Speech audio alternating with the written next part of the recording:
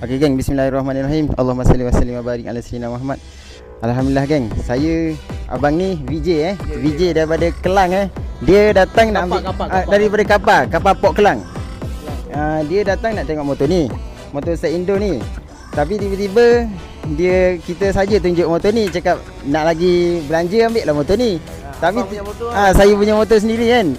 Korang pun mesti tahu. Jadi kita open harga 21,000.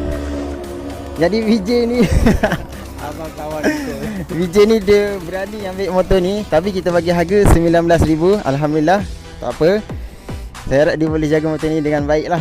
Tapi saya sayang. Memang saya mesti saja jaga abang. memang sayang gila. Macam mana you rasa motor ni? Cantik tak? Cantik ke? Abang suka bang.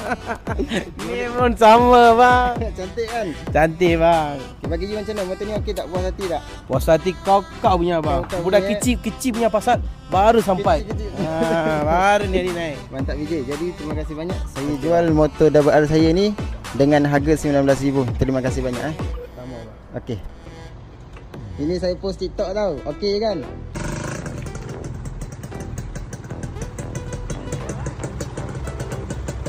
Alhamdulillah.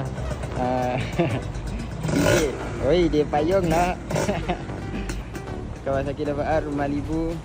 Motor kita sendiri dah sold out dengan harga 19,000. Banyak senyum banyak senyum. Suka. Abang punya motor senyum Kita punya motor dia senyum. Alhamdulillah dia sangat suka. Nanti you update tau kalau dah sampai. Dah sampai rumah you bagi tahu saya.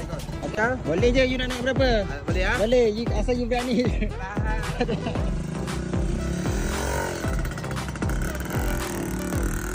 Bye Mari. Dia payung pula. Dia suka. Bye Malibu.